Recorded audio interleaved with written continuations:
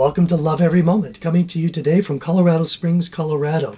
Today's verse is Matthew 7:9 and also 10. Or what man is there among you who, when his son asks for a loaf, will give him a stone? Or if he asks for a fish, he will not give him a snake, will he? Now, sometimes Jesus uses parables or other specific sayings that he only wants the chosen few to understand and grasp. And for example, sometimes Jesus will say, not everyone can accept what I'm about to tell you, and then he lays it out. And that's really something. But there are other times when he wants everyone to get it. And so he uses very plain, very human language here, because even non-Christians understand the idea that a parent wants to provide for his child, especially if it's asking for something good. If a child says, I just want to eat chocolate sundaes from now on, well, a good parent will say, no, let's try some vegetables. Again, even a secular parent knows that. But if the child is asking for something reasonable, and especially if that child is asking to do something that brings that child closer to the parent, of course that parent is going to want to do that. So in last week's verse, and I have the link up here, again, I'm suggesting that we're not asking and seeking and knocking for ourselves, but for the sake of others. Again, it comes out of this section of taking the speck out of your brother's eye, and also not casting your pearls before swine, so that we can prepare the hearts of non-Christians to receive that message and sow that seed when the time is right.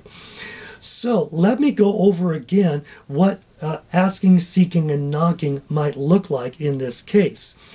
Let's look at James 1:5 for the idea of ask. But if any of you lacks wisdom, let him ask of God, who gives to all generously and without reproach, and it will be given him.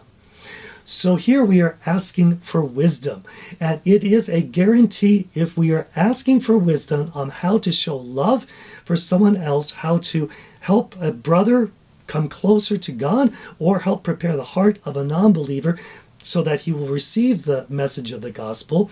That is a guarantee. There's no ifs, ands, or buts, or wondering if God's going to give that wisdom. The Holy Spirit will give us the words to say when the opportunity comes, and it's a guarantee. So you don't have to worry. What about seek? Let's look at 1 Corinthians 10:24.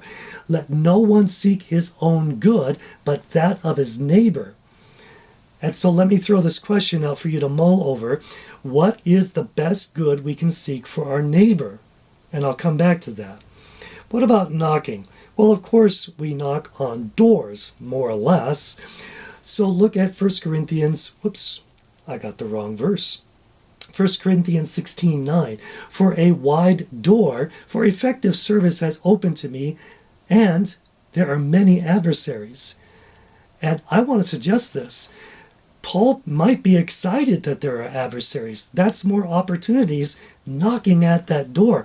Opportunities to love. Opportunities to prepare hearts to come closer to God. So I don't see that as necessarily negative if we have the kingdom perspective here of love.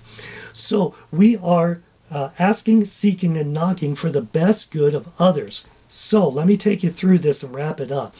What is the best love out there? That's easy. That's God's love. What's the best love that I can have? Also easy. God's love. I can actually have God's love in exchange for my weak, lousy, miserable human love. What a trade. I'll take that deal. And so what is therefore the best good that we can do for our neighbor? It should be obvious now. Bring them to that same love. So bring a Christian closer to that love, or bring a non-believer closer to that love by preparing their hearts, by loving them, and when the time is right, having the wisdom of knowing when to cast our pearls out and so on, so that they can draw close to him. It all comes back to love, because if we love every moment, we're going to love every moment. I'm your average wretch, and I hope you have a great week.